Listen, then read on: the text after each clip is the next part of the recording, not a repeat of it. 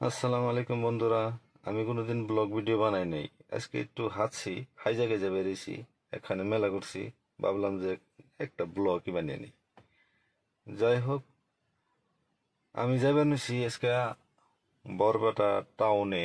আমাকে এক হিন্দু ভাইয়ের বিয়ে বিয়ে ইনভাইট করছে। তাই ভাবলাম যে এসে একটা ব্লগই বানিয়ে নিই। তো যাই হোক, গেতাছি রাস্তায় আমার এক বন্ধু, হ্যাঁ যাইব। তার আগে তার বাড়িতে গেতাছি। তো তার বাড়িতে বাড়ির সামনে গাড়িটা রাখলাম, রাইখা বন্ধুটা দেখি বাইরে এসে নাকি। তো বাড়িতে ঢুকে দেখি যে না, বন্ধু বাইরে এসে বাইরে রেডি। তো পুরা ফোনে ব্যস্ত।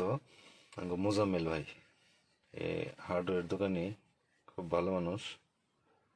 তো খুব ব্যস্ত থাকে।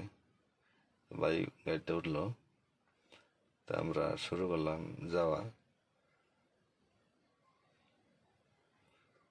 তো রাস্তায় এখানে পূজার গেট, মানে পূজা শুরু হয়েছে, তো শেষই হবো পূজা প্রায়।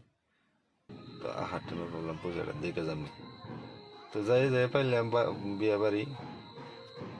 তো আমার কোনো আরো মানুষ গেছে, এরা বাইরেতে বেরোতে আমি বললাম যে একটু গাড়িতে থেকে নামতে নামতে আমি বললাম যে একটু ভিতরে যাই। দেখি যে পুরো বিয়ার মানে ব্যান্ড পার্টি বাজনা বাজতেছে।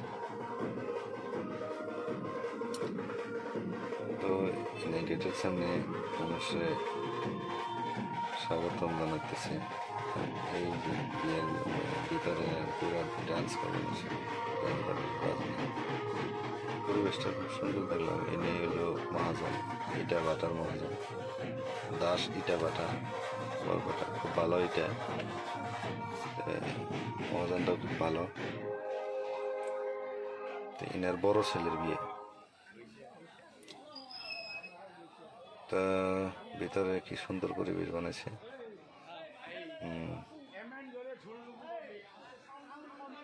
খুব সাজাইছে। আমি আগে ঢুকছিলাম, ইনারা পরে ঢুকতেছে।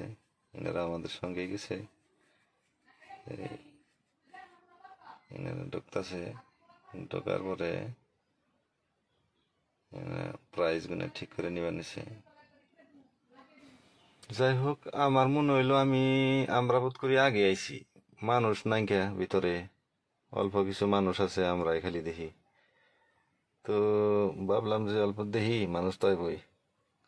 তো এই যে ছেলেটা, মহাজনের ছেলে, এটার এটার বিয়ে। ইনারা করে কি, মানুষ ইনভাইট করছে আজকে বিয়ে, কিন্তু বউ আনে নাই, বউ আনবার যাইব। আগে মানুষের আশীর্বাদ নেয়, তারপরে সে বউ আনে। তে আমরা হোস করলাম, হোস করাতে কয়জন না বউ আনবার যাইব আজকে রাতে।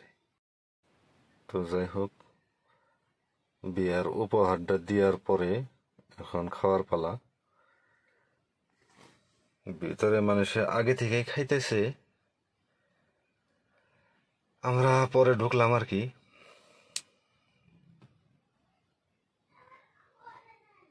ঢোকার পরে দেখি মানুষের কত খাওয়া হয়েছে, কত খাইতেছে। তো আমার খাওয়া শেষ।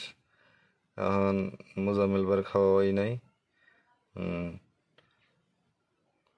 তা আমি হুস করলাম যে ভাই পেট ভরছে কি, কয় না ভরছে, অসুবিধা নাই, খুব সুন্দর হয়েছে। তো খাওয়া দাওয়া শেষ করার পরে যদিও পেট ভরছে, আবারও এই যে দেখুন, ভিতরে আছে ফুচকা, আবার আছে কফি। হ্যাঁ, মোজাম্মেল বার পেট ভরছে কইলো, কিন্তু ইডার বাগু ছাড়বো না। ওই যে দেখুন, ওই যে আকইরা খাওয়া ধরছে। এই যে খাওয়া, আমি আবার ফুচকাটা খাই আরি না। হয়তো ভালোই নাকতো বোন, কিন্তু পোলাহান জিংনা লাইন ধরছে, ইয়াগো জ্বালাই আর আমার খাওয়া হইল না। আমি অল্প কফি খাইলাম। কফি খাইয়া, কফি খাওয়ার পরে একটু পরিবেশটা দেখলাম ঘুরে ঘুরে। দেখার পরে ইতিমধ্যে মানুষ আয়া পড়ছে আর কি, কত মানুষ আয়া পড়ছে। ভিতরে ভর্তি বাইরেও ভর্তি। যাই হোক, আমরা এরকম করে বিয়ার এই পার্টিটা খাওয়ার পরে ফিরা রওনা দিলাম।